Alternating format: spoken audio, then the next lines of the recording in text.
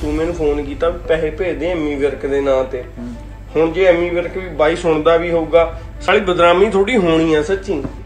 ਪਰ ਬੰਦਾ ਕੋਈ ਨਹੀਂ, ਮੈਂ ਦੱਸ ਰਿਹਾ ਬਾਰ-ਬਾਰ। ਚੱਲ ਜੇ ਬੰਦਾ ਕਹਿ ਦਵੇ ਨਾ ਕੋਕਰੀ ਵੀ ਮੈਂ ਟੋਪੀ ਛਪਾਈ ਸੀ ਪਹਿਲੀ ਆਪਦੀ, ਝੂਠਾ ਬੰਦਾ। ਉਹ ਯਾਰ ਸਿੰਗਰ ਜਿੰਨੇ ਵੀ ਹੁੰਦੇ ਆ ਉਹ ਤਾਂ ਇਹੀ ਚਾਹੁੰਦੇ ਨੇ ਵੀ ਯਾਰ ਸਾਡਾ ਵੀਜ਼ਾ ਲੱਗ ਜੇ ਹੁਣ।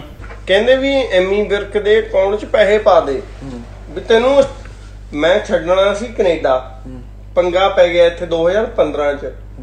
ਤਾਂ ਹੀ ਤਾਂ ਦੱਸਿਆ ਵੀ ਮੈਂ 2015 10 ਸਾਲ 1 ਮਹੀਨੇ ਬਾਅਦ ਤਾਂ ਹੀ ਤਾਂ ਦੱਸਿਆ ਪੱਕਾ ਹੋਇਆ ਮੈਂ। ਕਹਿੰਦੇ ਪੈਸੇ ਪਾ ਦੇ ਵੀ ਤੈਨੂੰ ਆਸਟ੍ਰੇਲੀਆ ਸੱਦਣਾ। ਮੈਂ ਕਿਹਾ ਵੀਰ ਜੀ ਮੈਂ ਆਉਣਾ ਨਹੀਂ, ਪਰ ਕਹਿੰਦੇ ਸੱਦਣਾ। ਮੈਂ ਠੀਕ ਹੈ ਜੀ ਪੈਸੇ ਪਾ ਦਿੰਦੇ ਆ। ਮੈਂ ਰੂਪੇ ਨੂੰ ਗੱਲ ਕੀਤੀ, ਰੂਪਾ ਤੇ ਕਾਂਗੜ ਨਾਲ ਗੱਲ ਕੀਤੀ। ਕਹਿੰਦੇ ਠੀਕ ਹੈ ਜੀ ਵੀ ਜੇ ਬੰਦਾ ਕਹਿੰਦਾ ਤਾਂ ਚੱਲ ਜਾ। ਸਾਲਾ ਪਾਸਪੋਰਟ ਨਹੀਂ ਭੇਜਿਆ ਵੀਰੇ ਉਹਨੂੰ, ਗਗਨ ਕੋਕਰੀ ਨੂੰ ਲੈਣ ਨਹੀਂ ਦੇਣ ਉਹਨੂੰ। ਮੈਨੂੰ ਵੀਜ਼ਾ ਰਿਜੈਕਟ ਲੈਣ ਨਹੀਂ ਦੇਣ ਉਹਨੂੰ। ਮੇਰੀ ਫੋਟੋ ਤੇ ਰਿਜੈਕਟ ਹੋ ਗਿਆ। ਮੇਰਾ ਸਾਲਾ ਪਾਸਪੋਰਟ ਨੰਬਰ ਤਾਂ ਮੰਗ ਲਾ ਤੂੰ। ਓਕੇ ਮੇਰੇ ਕੋਲ ਰੈਕਡ ਪਏ ਆ, ਐਮੀ ਵਿਰਕ ਨੂੰ ਪੈਸੇ ਭੇਜੇ ਹੋਏ ਆ, ਉਹਦੇ ਨਾਂ ਤੇ ਭੇਜੇ ਹੋਏ ਆ। ਇੱਕ ਤਾਂ ਹੁੰਦਾ ਨਾ ਵੀ ਬੰਦਾ ਚੌੜ ਕਰਦਾ, ਮੇਰੇ ਕੋਲ ਤਾਂ ਰੈਕਡ ਪਏ ਆ। ਕਿਉਂਕਿ ਕੈਨੇਡਾ 'ਚ ਬੈਠੇ ਆ ਆਪਾਂ, ਸਾਲੀ ਕਿਹੜੀ ਚੀਜ਼ ਟਰੈਕ ਨਹੀਂ ਆਪਾਂ ਕਰ ਸਕਦੇ। ਓਕੇ ਇਹ ਕਦੋਂ ਦੀ ਗੱਲ ਹੈ ਇਹ ਹੈਗੇ 2015 ਦੀ। ਅੱਛਾ ਓਕੇ।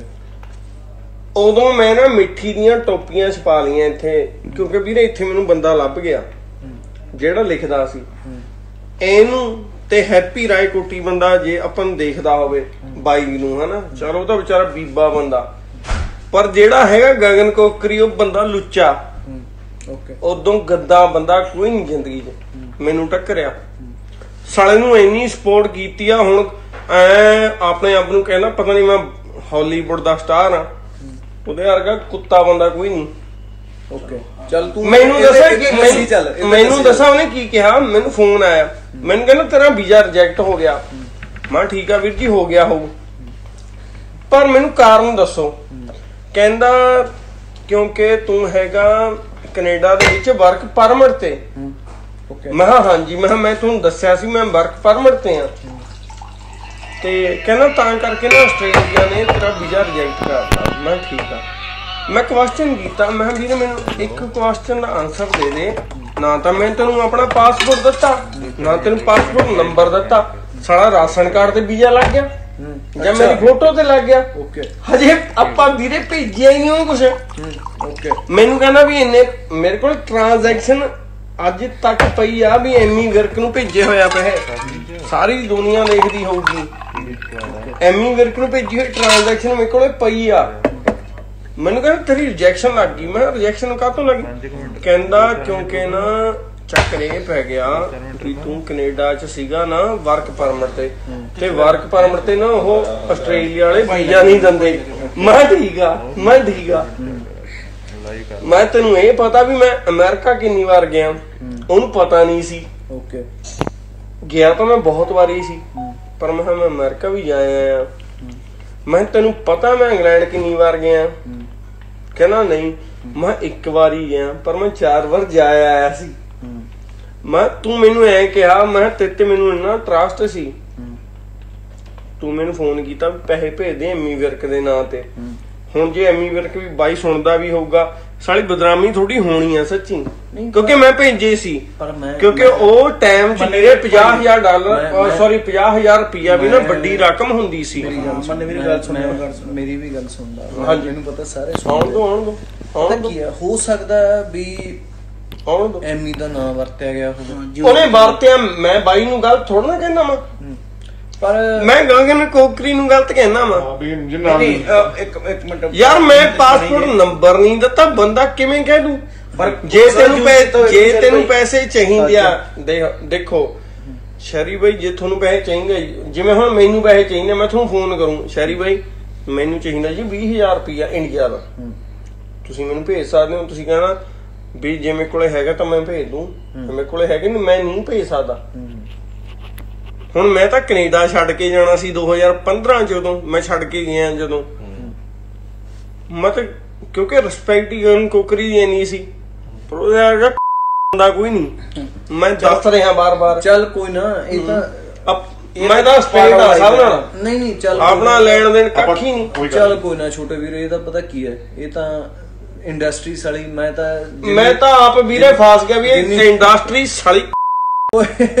ਚੱਲ ਕੋਈ ਨਾ, ਫਿਰ ਕੀ ਹੈ, ਤੂੰ ਮੇਰੇ ਕੋਲੇ ਆਇਆ ਅੱਜ ਯਾਰ। ਮੈਂ ਤੇਰਾ ਮੇਰਾ ਇਸ਼ਕ ਸੀ, ਦੁਨੀਆ ਭਾਲ ਰਹੀ ਆ ਵੀ ਇਸ਼ਕ ਨੂੰ ਮਿਲਣ ਚ ਲੈ ਕੁੜੀ ਕਿਹੜੀ ਆ। ਸਹੀ ਹੈ। ਨਹੀਂ ਜਾਂ ਹੁਣ ਪਤਾ ਲੱਗਿਆ ਨਾ ਵੀ ਇਸ਼ਕ ਇਹ ਆ, ਉਹਨਾਂ ਨੇ ਪਾਗਲ ਹੋ ਜਾਣਾ। ਨਹੀਂ ਉਹ ਠੀਕ ਹੈ, ਇਸ਼ਕ ਹੈ। ਪਤਾ ਕੀ ਹੈ, ਆ ਜਿੰਨੀ ਇੰਡਸਟਰੀ ਹੈ ਨਾ ਸਾਡੀ, ਇਹ ਮੇਰੇ ਹਾਲ ਤੇ ਕਦੇ ਇਕੱਠੇ ਨਹੀਂ ਹੋ ਸਕਦੇ। ਠੀਕ ਹੈ, ਇਹਨਾਂ ਨੂੰ ਇਹ ਦੇਖਦੇ ਆ ਵੀ ਜਿੱਥੋਂ ਕੋਈ ਫਾਇਦਾ ਹੋ ਸਕਦਾ। ਇਹ ਭਾਜੀ ਕਿਸੇ ਨੂੰ ਡੋ ਵੀ ਸਕਦੇ ਆ, ਬਣਾ ਨਹੀਂ ਸਕਦੇ। ਹਾਂ ਵੀਰੇ ਮੈਂ ਟੋਪੀਆਂ ਛਪਾ, ਮੈਂ ਫਲਾਈਟਾਂ ਲੈ ਗਗਨ ਕੋਕਰੀ ਲਈ ਉਦੋਂ ਆਇਆ। ਕੋਕਰੀ ਦੀਆਂ ਜੇ ਬੰਦਾ ਕਹਿ ਦਵੇ ਨਾ ਕੋਕਰੀ ਵੀ ਮੈਂ ਟੋਪੀ ਛਪਾਈ ਸੀ ਪਹਿਲੀ ਆਪਦੀ, ਝੂਠਾ ਬੰਦਾ। ਉਹ ਯਾਰ ਚੱਲ ਮੈਂ ਛਪਾ ਦਿੱਤੀ। ਮੇਰੀ ਗੱਲ ਸੁਣ, ਮੈਂ ਕੱਲੇ ਸਿੰਗਰਾਂ ਦੀ ਗੱਲ ਕਰੂੰਗਾ। ਠੀਕ ਹੈ, ਸਿੰਗਰਾਂ ਦੀ ਮੈਂ ਗੱਲ ਕਰਦਾ। ਹਾਂ ਬਸ ਫਿਰ ਮੈਂ ਕੱਲੀ ਸਿੰਗਰਾਂ ਦੀ ਗੱਲ ਕਰਦਾ ਵੀ ਸਿੰਗਰ ਜਿੰਨੇ ਵੀ ਹੁੰਦੇ ਆ ਉਹ ਤਾਂ ਇਹੀ ਚਾਹੁੰਦੇ ਨੇ ਵੀ ਯਾਰ ਸਾਡਾ ਵੀਜ਼ਾ ਲੱਗ ਜੇ। ਮੈਨੂੰ ਮੈਂ ਛੱਡ ਕੇ ਜਾਣਾ ਸੀ, ਮੈਨੂੰ ਇਹੀ ਸੀ ਵੀ ਜੇ ਮੈਂ ਕੈਨੇਡਾ ਛੱਡ ਕੇ ਜਾਣਾ, ਆਸਟ੍ਰੇਲੀਆ ਲੱਗ ਜੇ ਵਧੀਆ। 56,000 ਹੁਣ ਐਮੀ ਵਿਰਕ ਦੇ ਨਾਂ ਤੇ ਪਵਾ ਲਿਆ। ਹਾਂਜੀ, ਹੁਣ ਉਹ ਵਿਚਾਰਾ ਸੋਚੀ ਜਾਓ ਮੇਰੇ ਨਾਂ ਤੇ ਪਵਾ ਲੈ। ਉਹ ਨਹੀਂ ਤੂੰ ਮੈਨੂੰ ਪਤਾ ਤੁਸੀਂ ਜਾਣਾ। ਨਹੀਂ ਆਪਾਂ ਨਹੀਂ ਜਾਣਾ। ਮੈਂ ਨਹੀਂ ਕਹਿੰਦਾ ਆਪਾਂ ਜਾਣਾ, ਆਪਾਂ ਸਵੇਰੇ 7 ਵਜੇ ਤੱਕ। ਮੈਂ ਤਾਂ ਦੇਖੋ ਮੇਰਾ ਭਾਈ ਆ, ਕੈਲਗਰੀ ਤੋਂ ਆਇਆ, ਮੈਂ ਨਹੀਂ ਇਹਨੂੰ ਜਾਣ ਦਿੰਦਾ। ਇਹ ਮੇਰਾ ਭਾਈ ਆ, ਮੈਂ ਨਹੀਂ ਜਾਣ ਦਿੰਦਾ। ਪਰ ਜੇ ਇਹਨੇ ਕਿਹਾ ਵੀ ਮੈਂ ਕੁਝ ਦੱਸਣਾ ਕੈਮਰੇ ਦੇ ਮੂਹਰੇ, ਮੈਂ ਕਹਿੰਦਾ ਚੱਲ ਮੇਰੇ ਵੱਲੋਂ ਭਰਾਵਾ ਤਾਂ ਮੇਰਾ ਦੇਖੋ ਮੈਂ ਤੁਹਾਡੇ ਸਾਹਮਣੇ ਬੋਲੀ ਜਾਣਾ, ਮੈਨੂੰ ਕੋਈ ਲੈਣ ਦੇਣੀ ਨਹੀਂ ਸ਼ਹਿਰੀ ਵੀਰੇ। ਮੈਂ ਲਾਈਫ ਦੇ ਵਿੱਚ ਕਦੇ ਕਿਸੇ ਬੰਦੇ ਨੂੰ ਮਿਲਦਾ ਹੀ ਨਹੀਂ, ਕਦੇ। ਬਾਈ ਬੱਬੂ ਨੂੰ ਮਿਲਿਆ ਸੀ, ਮੇਰਾ ਜਿਹੜਾ ਐਕਸਪੀਰੀਅੰਸ ਗੰਦਾ ਰਿਹਾ। ਬਾਰਸ ਨਾਲ ਵੀ ਬੜਾ ਗੰਦਾ ਰਿਹਾ। ਚਲ ਠੀਕ, ਮੇਰਾ ਫਰੈਂਡ ਮਰਿਆ। ਹਾਂਜੀ, ਅੱਡ ਗੱਲ ਆ। ਤੇ ਮੈਂ ਬਾਈ ਉਹਨੂੰ ਬੱਬੂ ਨੂੰ ਮਿਲਿਆ, ਕੁਲਵਿੰਦਰ ਢਿੱਲੋਂ ਨੂੰ ਮਿਲਣ ਦੀ ਚਾਹਨਾ ਸੀ। ਪਰ ਅੱਜ ਤਾਂ ਆਪਾਂ ਸਟੋਰੀ ਪਾ ਕੇ ਮੈਂ ਮੇਰਾ ਆਪਣੇ ਇਸ਼ਕ ਨੂੰ ਮਿਲਣ ਜਾਣਾ 10 ਸਾਲਾਂ ਮਗਰ। ਨਹੀਂ ਚਲੋ ਸ਼ਾਇਰੀ ਭਾਈ ਦੇ ਸਾਰਿਆਂ ਦੇ ਇਸ਼ਕ ਨੇ। ਤੇ ਭਾਜੀ ਮੰਨੇ ਵੀਰ ਦੀ ਵੀ ਗੱਲ ਇੱਕ ਖਾਸੀਅਤ ਵੀ ਇਹ ਵੀ ਅੱਜ ਪੂਰੀ ਚਾਹਤ ਨਾਲ ਅੱਗੇ ਮੈਂ ਨਹੀਂ ਛੇਤੀ ਫੁਰਤੀ ਨਾਲ ਵੇਖਿਆ ਬੈੱਡ ਤੋੜਦੇ ਨੂੰ।